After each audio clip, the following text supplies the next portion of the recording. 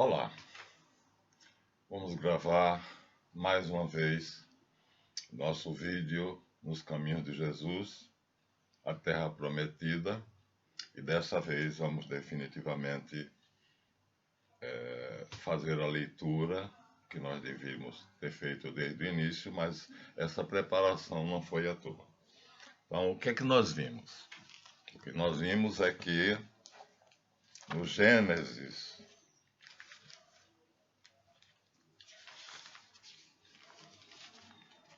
livro do Gênesis, primeiro pecado, condenação e promessa, o Senhor disse à serpente: por que fizeste isso, maldita sejas tu como nenhum outro animal ou fera, arrastar-te-á sobre a terra e morderás a terra sobre os dias da tua existência. Porém, inimizade entre ti e a mulher. Para nós católicos, essa mulher também é uma palavra que designa Maria. Por isso, quando Nossa Senhora pediu a Jesus para fazer o milagre de Caná da Galileia, ele disse: mulher, que há entre mim e ti, que é um semitismo para dizer mulher, Senhora, o que nós temos a ver com isto? Então, mulher aqui é uma palavra que foi usada por Jesus exatamente para Maria, mãe de Jesus, quando ela pediu para ele transformar a água em vinho em Caná da Galileia. Portanto, simultaneamente nós vamos pegar esta mulher e considerar aqui como sendo Eva, a primeira vivente, e Maria, mãe de Jesus. Então, porém, inimizade entre ti e a mulher. Aqui o texto dá a entender que é entre a mulher de Adão, mas nós deveremos ver no sentido superlativo a mulher que deu à luz Jesus. Entre a tua descendência e a descendência dela. Já vimos que é entre a sua semente e a semente dela. A palavra semente aparece aqui pela primeira vez. Esta te esmagará a cabeça.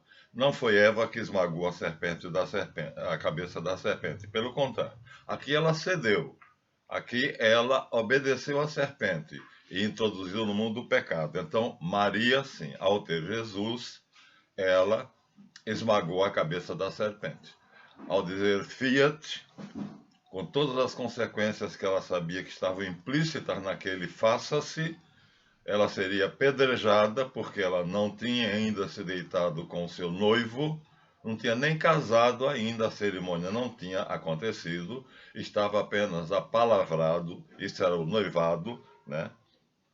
E ela sabia, ela grávida, sem ter ainda casado e deitado com seu marido, a pena era o apedrejamento. Então, ali, quando Maria disse, mediante o anúncio do anjo Gabriel, que ela seria a mãe do Messias, e ela disse fiat, pronto. Foi o último fiat que Deus deixou que ela fizesse. Deus disse fiat 6 vezes, fazendo 6 dias da criação, e deixou o 7º fiat para Maria. Ali ela completou a obra da criação, trazendo ao mundo o Filho de Deus, aquele que destruiria Satanás, venceria Satanás. Então, é esta mulher que esmagará a cabeça da serpente, e é o descendente dela que esmagará a cabeça da serpente. Então, aqui nós devemos entender como uma profecia, não como um fato, né? Porque a descendência da mulher, aqui de Eva, somos nós todos. E quem de nós não está debaixo do pecado? Mas a descendência de Maria, Jesus Cristo, esmagou a cabeça de Satanás, venceu o diabo. Então, deve ser entendido neste sentido superlativo. A palavra semente também tem aqui uma outra conotação. Vamos ver mais tarde no Novo Testamento que São Pedro vai usar a palavra semente para significar a palavra de Deus. E Jesus também, né? Na parábola do semeador, ele vai dizer que o semeador semeia a palavra. Jesus vai matar a charada lá no Novo Testamento. Lá ele vai dizer que a semente é a palavra. Então aqui agora nós vamos ter que compreender as Escrituras à luz da explicação dada por Jesus, que esta semente é a palavra. E portanto, quando Maria diz fiat, né, ela é a mulher que vai ter a semente, o descendente, dizendo fiat pela palavra, e a palavra se fez carne, e o verbo se fez carne. É esta semente que vai destruir Satanás. Então aqui já temos a solução. Mas, mesmo assim, não vamos poder invalidar a promessa em Gênesis 12 a Abraão,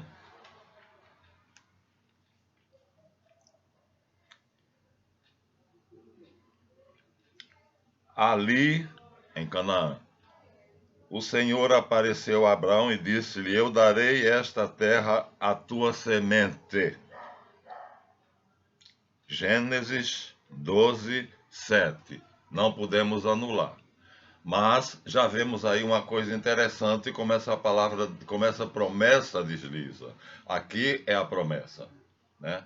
Mas lá em Eva já foi feita uma promessa, que a mulher pecou, introduziu no mundo o pecado, a morte e o mal, mas a sua semente, que não é a humanidade, então, quando faz a sua semente esmagará a tua cabeça, ali devemos entender no sentido superlativo. A semente da mulher que vai dizer fiat ao anjo Gabriel, quando ele disser, você será a mãe do Messias.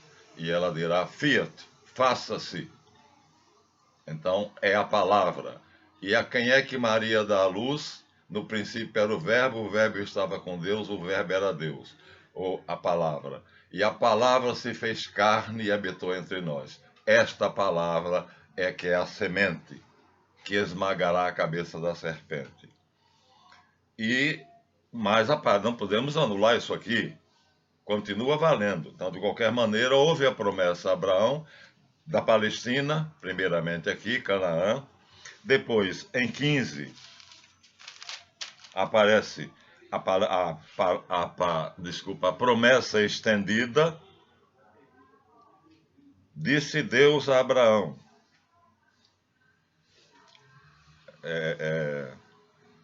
É 15.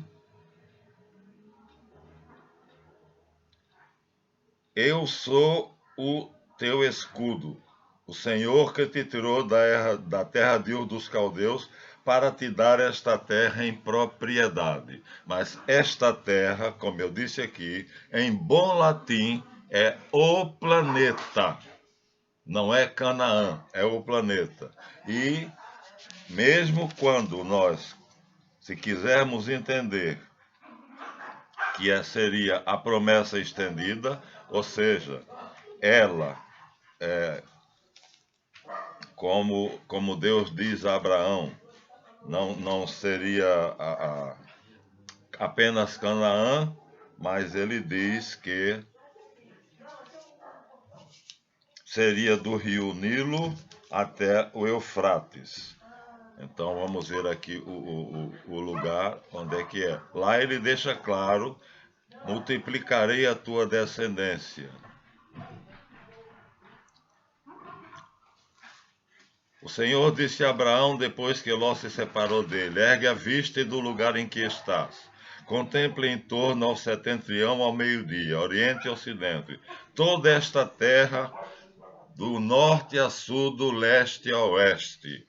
O horizonte, toda esta terra que vês, eu a darei a ti e a tua descendência ou descendência, a tua semente, para sempre.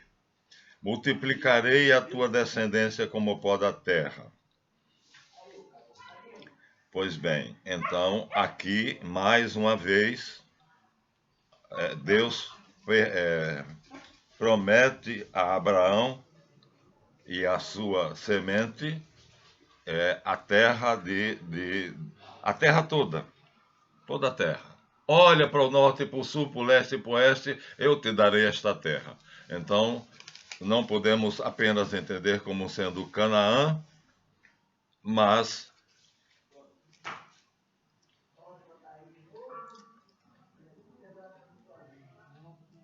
Levando para fora, disse: assim será a sua descendência, como as estrelas do céu.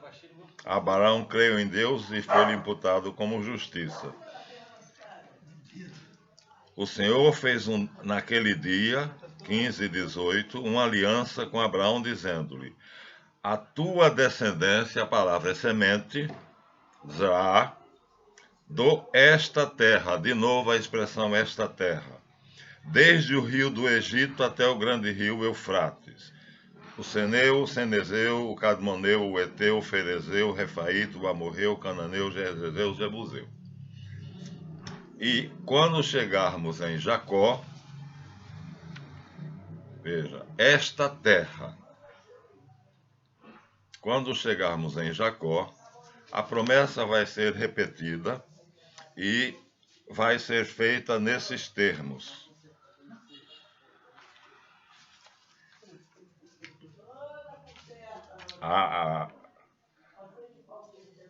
A promessa feita a Jacó, Abraão, Isaac e Jacó. A promessa feita a Jacó, aqui é Êxodo, é Gênesis ainda. Já estamos em Êxodo. Vamos voltar um pouquinho porque é em Gênesis. Êxodo, Jacó vai para o Egito.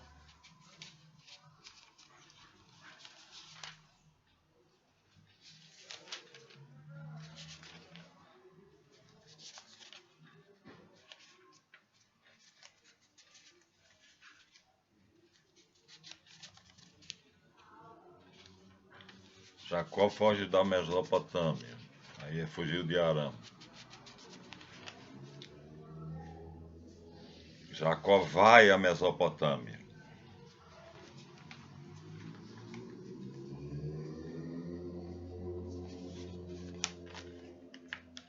É a escada de Jacó.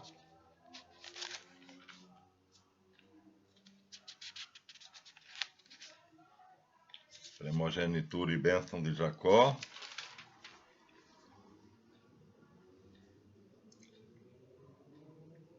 Isaac abençoou Jacó. Visão de Jacó em Betel.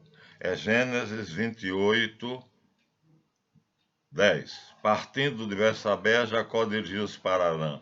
Havendo chegado a certo lugar, quando o sol já tinha desaparecido, parou, tomou uma das pedras que se achava no lugar, colocou como travesseiro e dormiu. Teve um sonho. Eis uma escada que se apoiava na terra e cujo cimo tocava o céu, e os anjos de Deus subiam e desciam por ela. Então, da terra ao céu. Os anjos de Deus subiam e desciam. Uma escada que ia da terra ao céu. Então, nós temos não somente largura, tamanho, mas também altura. No topo da escada estava o Senhor, que lhe disse: eu sou o Senhor, Deus de Abraão, teu pai, Deus de Isaque. Darei a ti a posteridade a terra em que te encontras. A terra. A tua posteridade, semente, será como o pó da terra, e estender-se-á ao ocidente e ao oriente, ao setentrião e ao meio-dia. E por ti e pela tua semente serão abençoadas todas as nações da terra. Eu estou contigo. Então, o que nós estamos vendo é que, por um lado, literalmente, a terra prometida é, primeiramente, a Palestina, nominalmente, a terra dos cananeus, várias vezes. Segunda vez, a Abraão, há um deslize, porque diz, do grande rio Nilo até o Eufrates, já fica estranho. Vou mostrar a vocês no mapa o que seria isto. E nós vamos ver que fica muito esquisito Deus prometer a Abraão uma hora a Palestina, que é uma porcariazinha tão pequenininha que não aparece, quase não aparece nos mapas. Então, aqui onde está meu dedo, tá vendo? Ó? Aqui nesta confusão aqui está Damasco, Amã, Jerusalém e Beirute. Então, acima do meu dedo polegar, neste pedaço, está a terra prometida. Portanto, tão importante e tão pequena quando se vê o mapa, a distância, levando-se em conta a terra. E quando Deus disse: darei a ti esta terra, e aí dá a promessa estendida, do grande rio Nilo até o Eufrates, aí a coisa complica. Porque o Nilo está aqui, é este filete azul. Cadê o meu dedo? É este filete azul aqui que vai terminar no delta até o grande rio Eufrates. Deixa eu procurar aqui o Eufrates, Bagdá. São esses dois filetes, o Tigre e o Eufrates. Aqui está no meu dedo dois filetes azuis, aqui, o Tigre e o Eufrates. Então seria daqui até aqui, essa terra toda. Inclui, é óbvio, esta parte aqui. Então seria muito maior do que simplesmente a Palestina. Então, o que é que foi prometido? Canaã, que é apenas a parte do crescente fértil que nós mostramos a vocês e vamos mostrar de novo, né? Seria aquele mapa que tem o crescente fértil, ou seria nos grandes impérios. É nos grandes impérios. Então, é aqui. O mapa é muito grande e tem que ser dividido em dois. Então,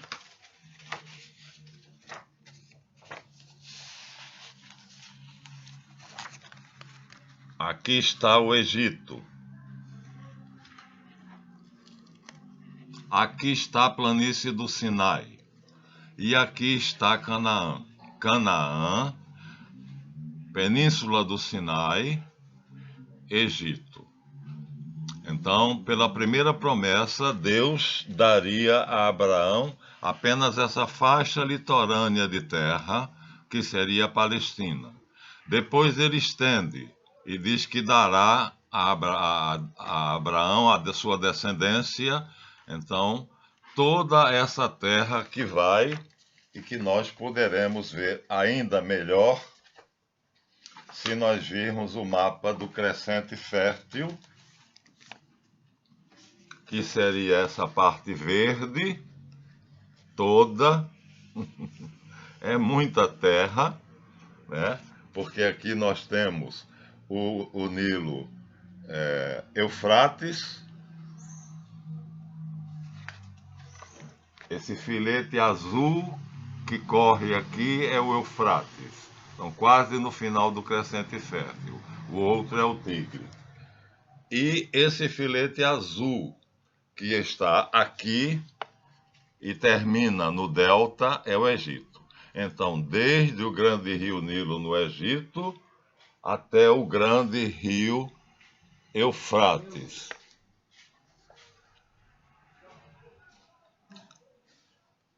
Foi o que nós vimos aqui. Então, esta parte que está entre meus dois dedos, toda esta terra foi conquistada por Davi. Claro, incluindo-se a Palestina, que é a pequena faixa de terra que está aqui onde está o meu dedo. Então, a primeira coisa que a gente considera estranha é esse deslizamento, ora é Canaã, ora é o crescente fértil. E Davi, de fato, conquistou desde o rio Nilo até o Eufrates. Ele conquistou os arameus, ele conquistou a metade do Sinai que não pertencia aos egípcios, E então, e a Palestina, que está aqui nesse mapa, exclusivamente a Palestina. Então, esta é a terra prometida, mas na verdade é uma segunda promessa que vai desde o rio Nilo, no Egito, aqui está o delta, até o grande rio Eufrates. Está aqui, olha, é terra pra caramba. Eufrates, meu dedo está apontando para ele, e vamos deslizando, e vamos vindo, e aqui está o Nilo e o delta do Nilo. Então, seria muita terra. E Davi conquistou. Ele conquistou essa terra. Então, qual é a promessa? É somente Canaã?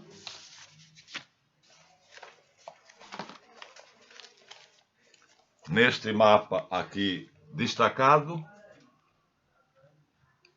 Ou é do grande rio Nilo até o Eufrates, o que faz quase ser o crescente fértil, toda essa região? Aí já ficamos com uma coisa, essa promessa estendida é algo um pouquinho complicado de entender, pelo menos no meu modo de ver, é um pouquinho complicado de entender. Ou uma coisa ou outra. Ou bem Deus vai dar aos descendentes de Abraão a terra de Canaã, que é aquela nesga de terra aqui no mapa mundi, não vai aparecer. Eu não cheguei a mostrar o mapa mundi, mas olha aqui, ó. Hoje, o descendente, ou seja, a semente de Abraão, que se considera o seu descendente, governa tudo isto. Tudo isto, a terra. Então, a promessa era, de fato, a terra. Foi assim que os cázaros entenderam, foi assim que o clã dos donos do mundo entenderam, os donos do planeta, e hoje, então, a promessa está cumprida. Esta Terra, o planeta Terra, o planeta Rothschild, como o M.S. King fala. Então, nós temos várias possibilidades. A primeira, não podemos tirar da Bíblia, porque isso se multiplica, isso se aparece muitas vezes. Primeiro, apenas Canaã, que é uma nesguinha de terra. Depois nós temos do grande rio Nilo até o Eufrates, aí é terra pra caramba, é quase todo o crescente fértil. Davi conquista, esse vai constituir o reino da Judéia, de Davi. Né? Então, Josué conquista a Palestina, Josué conquista a Palestina. Mas de que maneira Josué conquista a Palestina? Essa terra aqui. Nós já mostramos a vocês que nessa terra aqui, se vocês olharem bem, vocês não vão ver as 11 tribos. Como eu já disse a vocês, inclusive a terra de Dan está aqui. E no livro dos Juízes, nós vamos encontrar os danitas procurando uma terra, porque não tinham ficado com nada para eles da partilha feita por Josué. Aqui nós temos os rubenitas, aqui no meu dedo mínimo, Ruben. Nós temos Gade, sempre no meu dedo mínimo. Gade. Então, Ruben está aqui abaixo, em letras maiores. Ruben. Gade está mais acima, aqui. Do lado de cá nós não temos mais nada, só essas duas tribos. Agora, do outro lado, nós temos aqui Judá. Aqui onde está o meu dedo está Judéia, Judá. Aqui nós temos, subindo, nós temos Dan, que não é verdade. Efraim, onde está aqui o meu dedo. Manassés, onde está o meu dedo.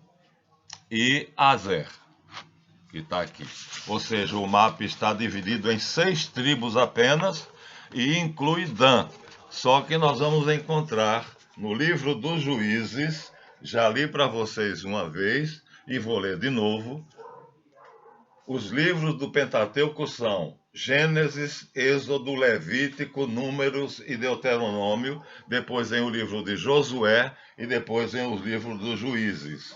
Então, se a gente considerar os juízes, já são posteriores à conquista da terra prometida por Josué. Vamos mostrar aqui na Bíblia mais bela do mundo, que ela tem uma apresentação que eu acho que seria interessante. Os livros históricos.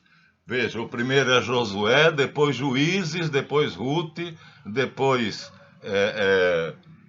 1 Samuel, depois 2 Samuel, depois 1 Reis, 2 Reis.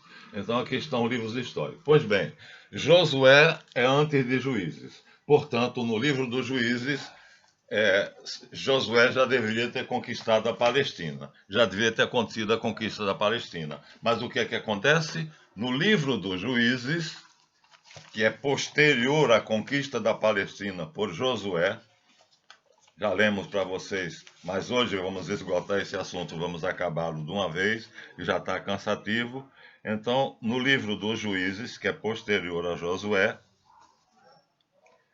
nós vamos encontrar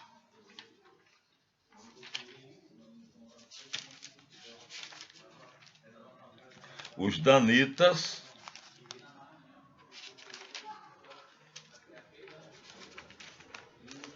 eu dobrei aqui a página para não me perder. Nós vamos encontrar os danitas,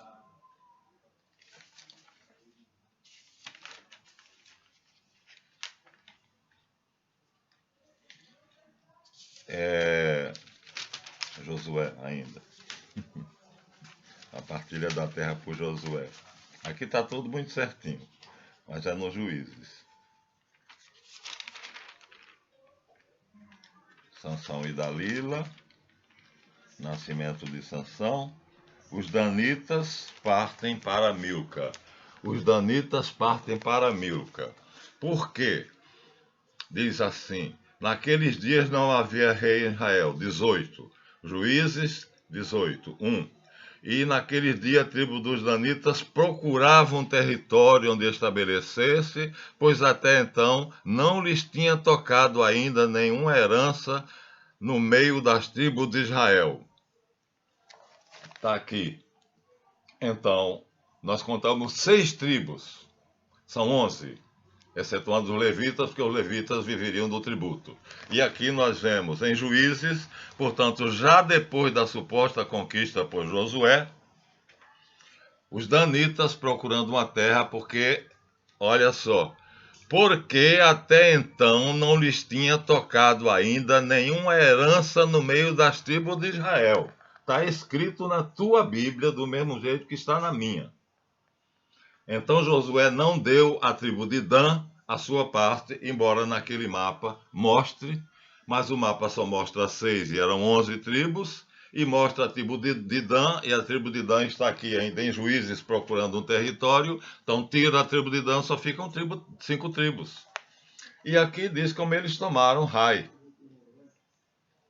Os danitas levaram os objetos fabricados por Micá, depois lançaram-se sobre Laís, sobre aquele povo tranquilo e seguro, e passaram-no a fio de espada.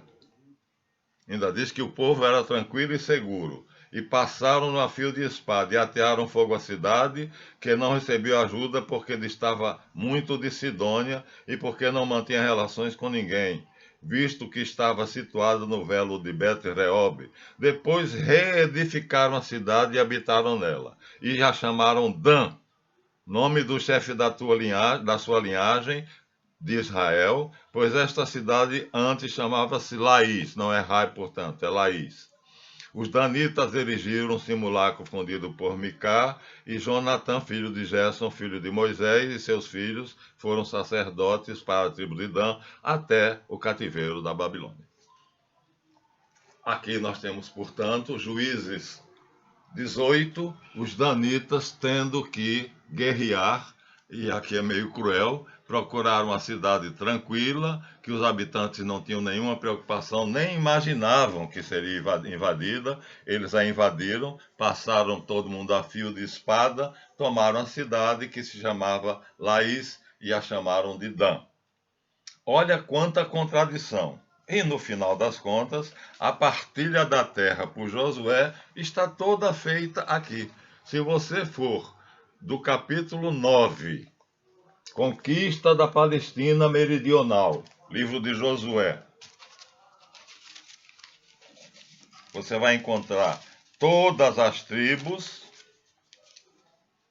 Está aqui a relação das tribos que tomaram as terras. Depois, além do Jordão, extermínio dos anaquitas, tomada das cidades, além do Jordão, ao ocidente do Jordão, para a tribo de Gade, para a tribo de Manassés, para a tribo de Rubens, extermínio dos anaquitas. Então a partilha começa aqui no livro de Josué 10, conquista da Palestina, aliás, 11, conquista da Palestina setentrional,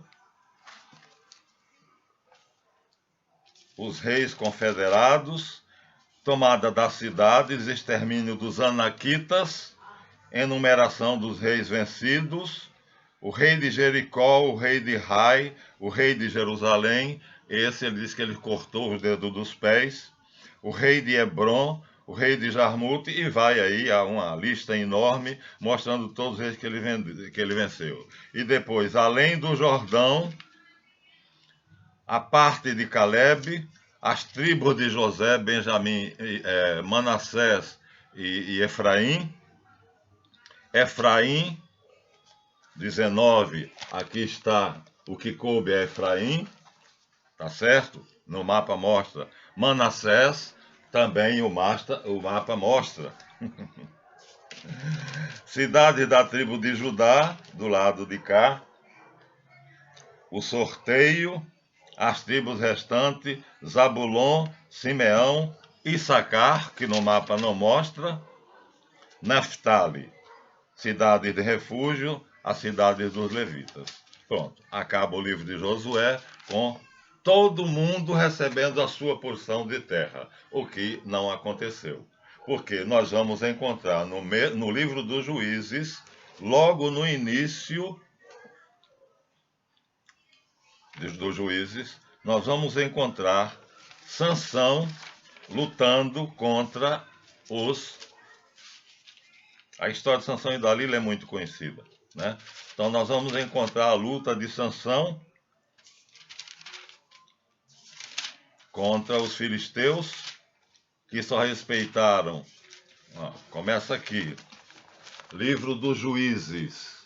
Depois de Josué vem Juízes. E aí nós vamos encontrar, o primeiro foi Gedeão, o oráculo de Boaquim, condições religiosas, ofício dos juízes, Débora e Baraque. Não, aqui antes de Otoniel. Os israelitas fizeram mal aos olhos do Senhor, e olvidando-se do Senhor seu Deus, serviram a Baal e a Acera. Acendeu-se a ira do Senhor contra Israel e os entregou nas mãos de Cusã-Risataim, rei de Arã, Naratim. E assim os filhos de Israel estiveram sujeitos a Cusã-Risataim durante 8 anos. Ué, não tinha sido conquistada a terra? Quanto tempo durou? De Josué aos Juízes, não vai tempo quase nenhum. Tendo, porém, os filhos de Israel clamado ao Senhor, suscitou-lhes um libertador em Otoniel, filho de Quenez, irmão mais novo de Calebe, que o salvou. O Espírito do Senhor esteve com ele, e ele julgou Israel e saiu para combater. O Senhor pôs em suas mãos Cusã-Risataim, rei de Aram, e sua mão prevaleceu, e assim o país esteve em paz durante 40 anos. 40 anos? Vamos ver se são 40 anos. Morto Otoniel, filho de Quenez, os israelitas voltaram a fazer o que desagradava ao Senhor, e o Senhor deu a Eglon, rei de Moabe, poder contra os israelitas. É o próximo. Depois de Otoniel, a Ode. E Eglon aliou-se aos amonitas, aos amalequitas e marchou contra Israel, derrotou-os e ocupou a cidade das palmeiras, e os israelitas estiveram sob o jugo de Eglon, rei de Moabe, durante 18 anos.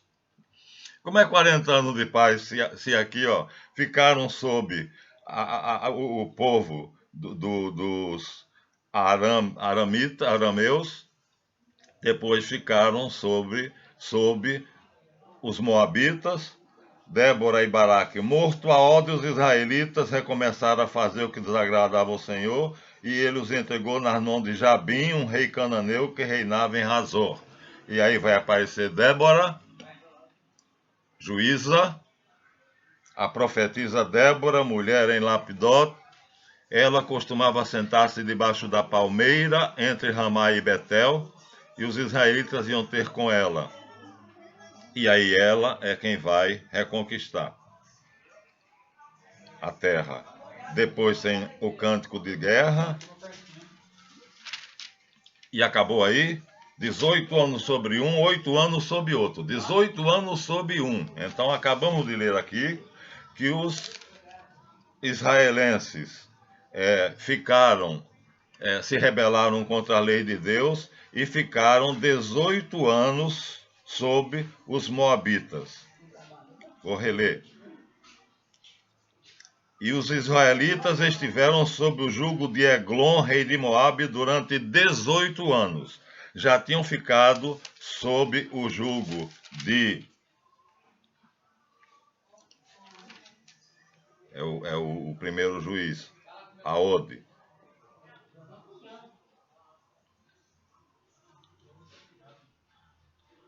Qual é o primeiro? Otoniel. Fizeram o mal, acendeu-se então a ira do Senhor durante 8 anos. 8 mais 18 são 26. Aqui já temos 26 anos dos 40 anos de paz. Depois ainda temos Débora, que como os amalequitas se uniram com os cananeus, Razor tinha Císara e Débora pôs-se contra eles e os venceu. É uma mulher que é juíza. Acho que é a única. Então, depois vem os madianitas, mas os israelitas fizeram o que desagradava ao Senhor. Capítulo 6, já estamos. E o Senhor se entregou ao poder dos madianitas durante 7 anos. Já estamos em 26, mais 7, 7, 6, 13. 33 anos. Já está perto dos 40 anos de paz. Depois temos Gedeão. Veio o anjo do Senhor, sentou-se debaixo do terebinto. Não, Gedeão é quem vai vencer aqui. Gedeão escolhe 300 e aí vai derrotar os madianitas. Gedeão recusa ser rei. Exaltação de Abimeleque. Abimeleque derrota os siquemitas. Abimeleque levantou-se durante a noite com sua gente e puseram emboscada contra Siquém, divididos em 4 batalhas. Gaal, filho de Ebed, saiu, postou-se diante da porta da cidade. Abimeleque saiu da emboscada com seus soldados. Vendo Gaal aquela gente, disse a Zebul: Vê como desce gente do cimo dos montes. Zebul respondeu: Tu tomas por gente a sombra dos montes.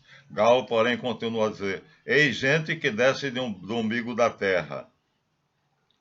Gaal saiu à frente dos siquemitas e combateu contra Abimeleque, mas este o pôs em fuga. E ele se retirou de diante dele, e muitos caíram mortos até a porta da cidade. Abimeleque voltou para Aruma, ao passo que Zebul expulsou Gaal e seus parentes, lançando-os fora de Siquém. Depois destruíram Siquém. Depois nós ainda vamos ter Jefté. Os amonitas reuniram-se em pé de guerra e acamparam em Galaade e decidiram que os filhos de Israel seriam conquistados. Jefté, o galadita, homem forte e guerreiro, tenta fazer um pacto, mas os amonitas não aceitam. Jefté propõe uma negociação. Jefté enviou mensageiros ao rei dos Amonitas para dizer-lhe: Que há entre mim e ti que venhas contra mim para fazer guerra? O rei dos Amonitas disse aos mensageiros de Jefté: Porque quando Israel subiu do Egito, usurpou a minha terra. Quer dizer, tomaram minha terra, agora eu quero de volta. Do Jabó, desde o Arnon até o Jaboque e até o Jordão. Agora devolve-me, pois, pacificamente. Jefté enviou de volta os mensageiros e disse: Assim fala Jefté: Israel não usurpou a terra de Moabe nem dos Amonitas, porque a sua saída do Egito, Israel atravessou o deserto até o Mar Vermelho e chegou a Cádiz. De lá Israel enviou embaixadores ao rei de Edom, dizendo: Por favor, deixa-nos atravessar.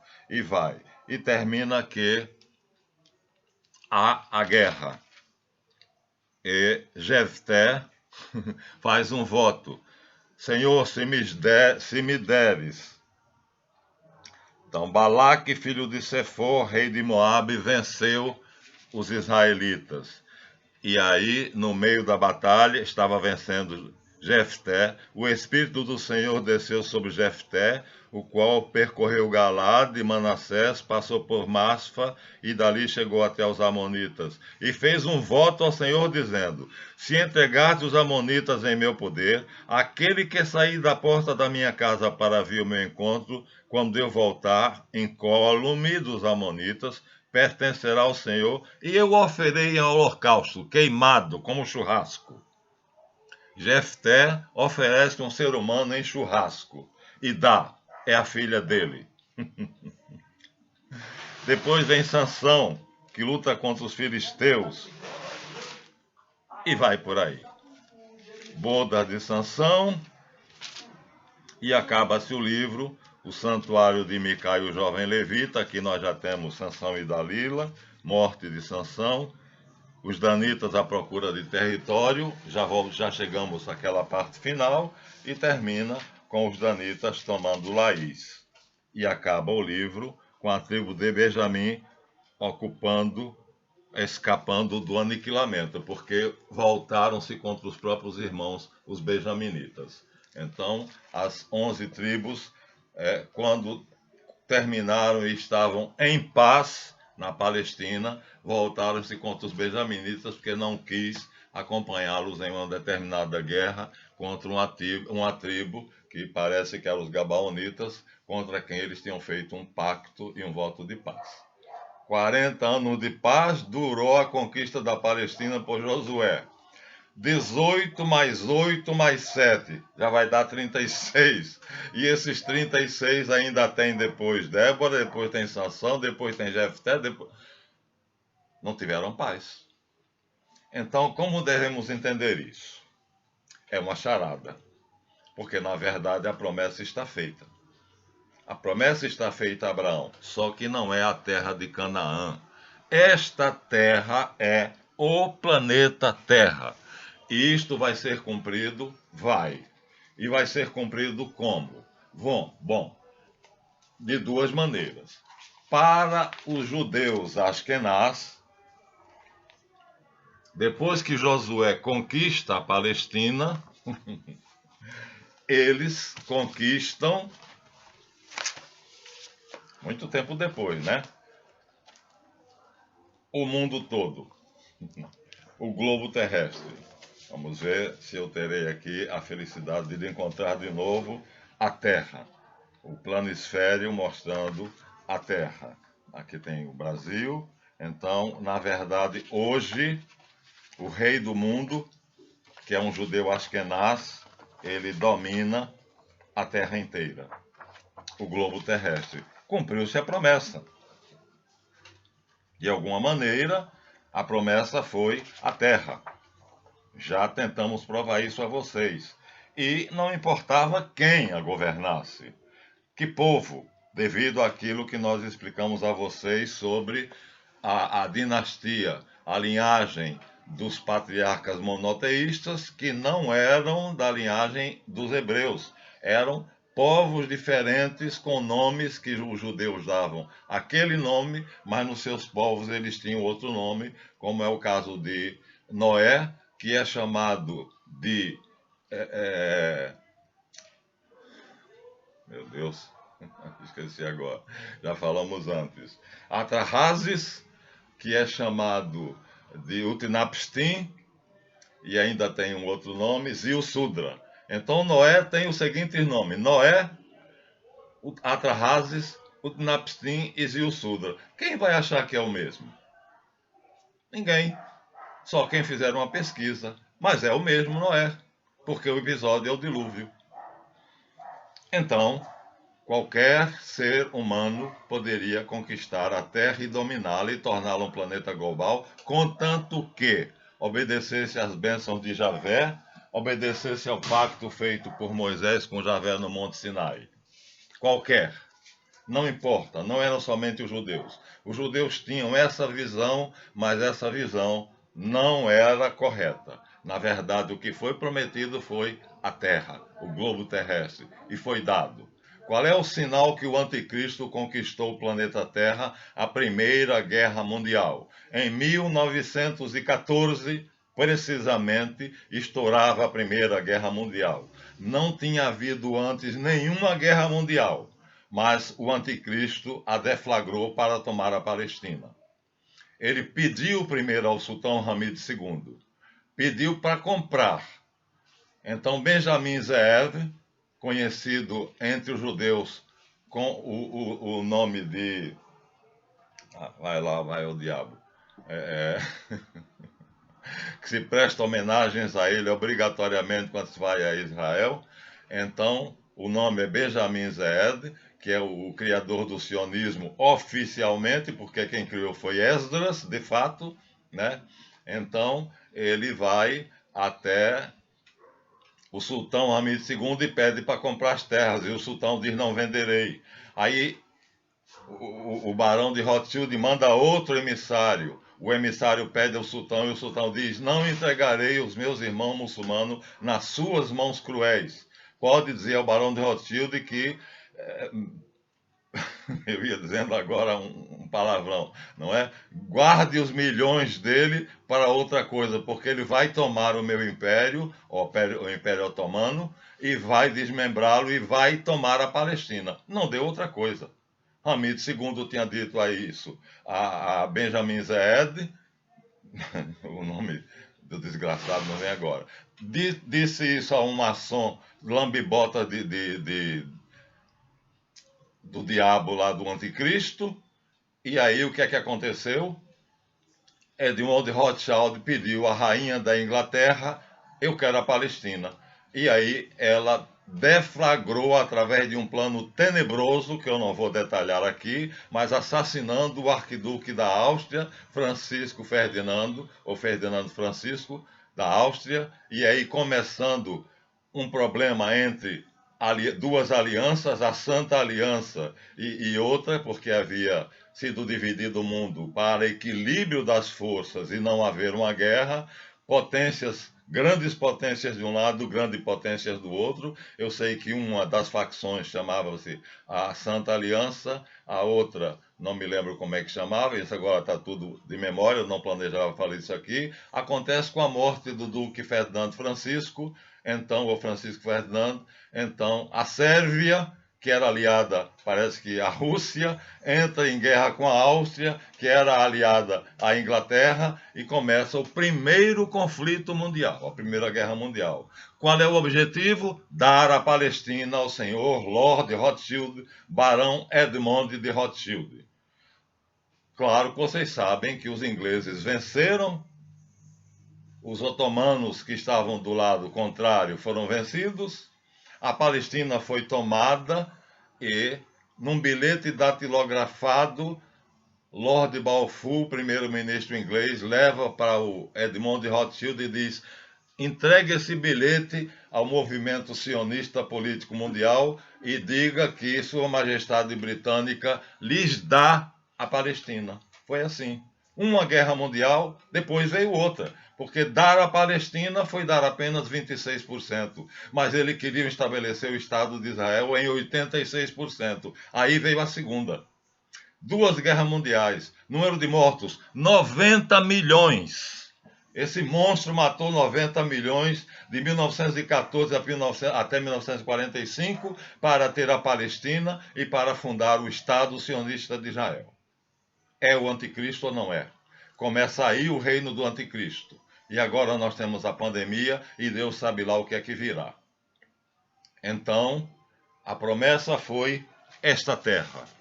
E ele hoje governa. Soberano, governa toda a terra. E a pandemia em toda a terra. E a guerra mundial foi em todo o mundo. Até o Brasil foi lá. A FAB foi com o seu mote curioso Sentapua, escrito nos aviões. E o Enola Gay, por ordem lá do presidente americano, jogou em Hiroshima e em Nagasaki 2 bombas atômicas que mataram 40 milhões de pessoas, né, em uma dessas cidades, Hiroshima. Ouvi a notícia ontem, porque o aniversário do aniquilamento de Hiroshima foi essa semana. Este é o reino do anticristo.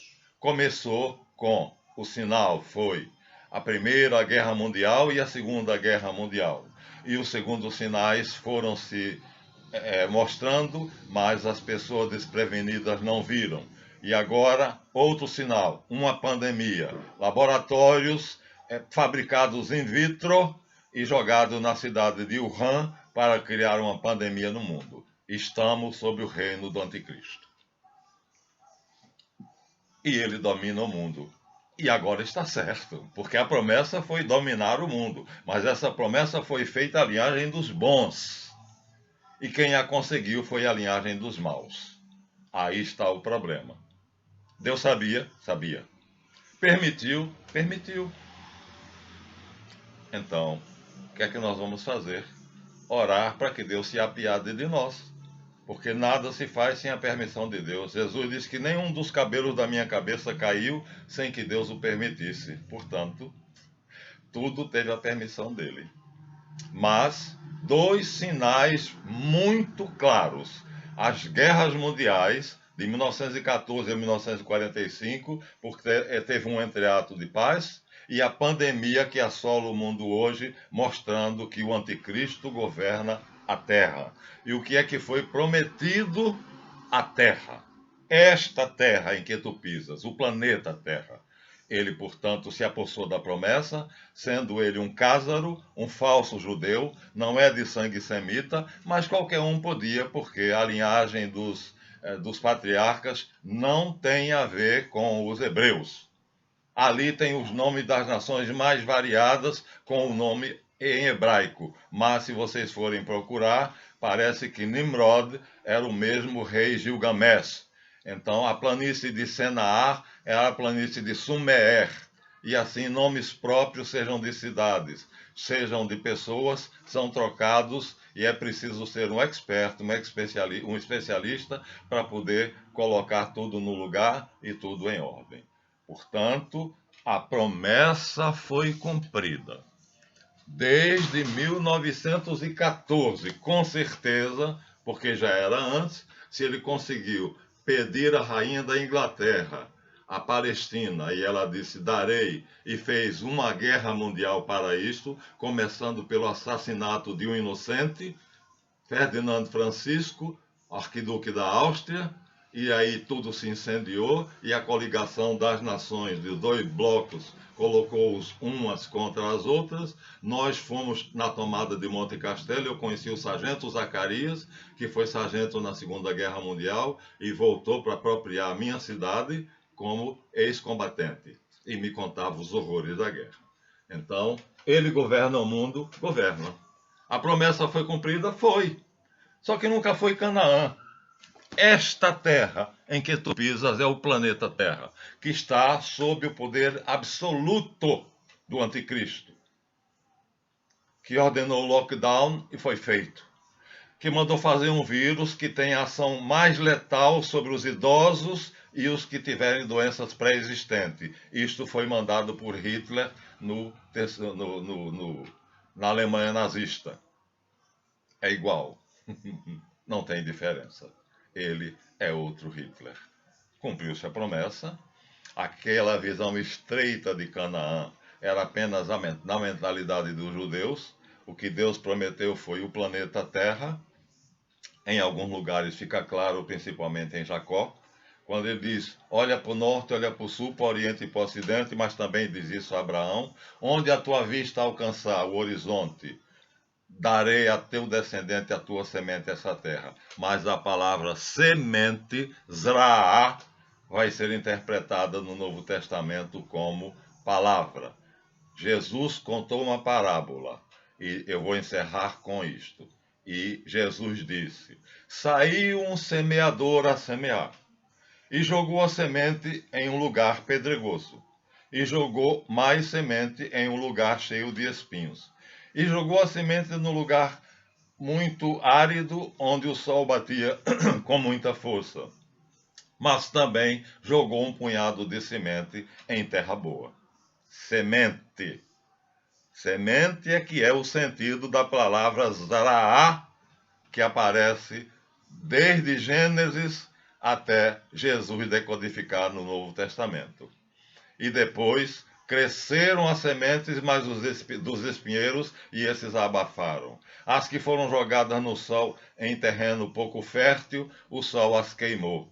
E as que foram jogadas entre as pedras, criaram pequenas raízes, mas logo feneceram. Mas a semente jogada em terra boa, essa cresceu, brotou e deu frutos 1 por 1000. A semente é a palavra.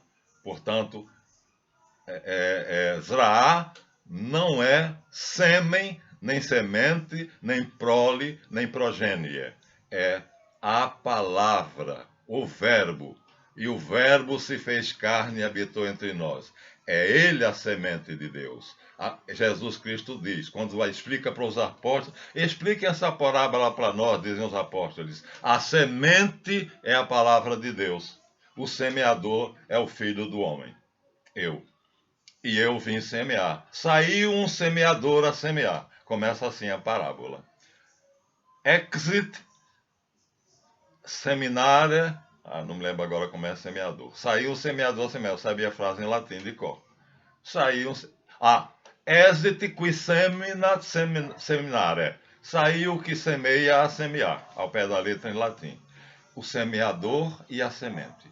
A semente é a palavra, que existiu desde o princípio. A palavra era o verbo, e estava com Deus, e o verbo era Deus, e a palavra se fez carne e habitou entre nós. E a semente é a palavra. Por isso Pedro diz, meus irmãos, nós não nascemos na época de Cristo, não nascemos da semente, do sêmen perecível de Abraão, nascemos de uma semente incorruptível, a palavra de Deus, Jesus Cristo, pela sua graça e pela sua redenção na cruz. Está decodificada a armadilha colocada pelos judeus que não conseguiam entender a promessa de Deus e tomaram Canaã como sendo a terra prometida, e hoje a Palestina é dos judeus askenaz, mas aquele que ainda vai mostrar a cara governa a terra, que foi isso que era prometido. A terra prometida era o globo terrestre.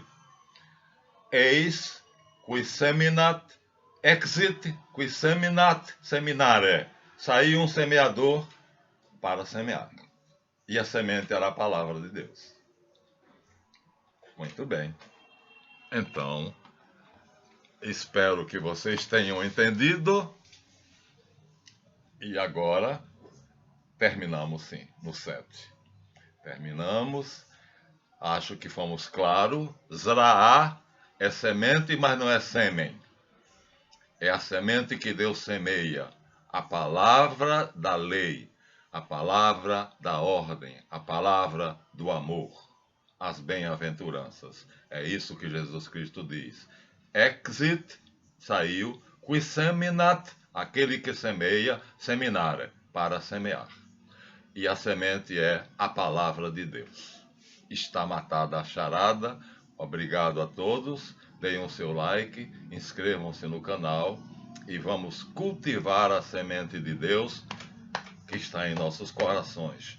Como diz Pedro, não semente corruptível, como o sêmen de Abraão, Isaque e Jacó, mas somos descendência de Deus a partir de uma semente incorruptível, a sua palavra, feita carne, Jesus Cristo, que nos adotou como filhos, nos resgatou do pecado e da morte.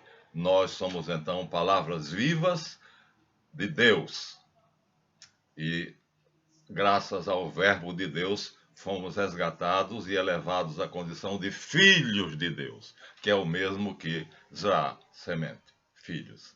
Até a próxima, se Deus quiser.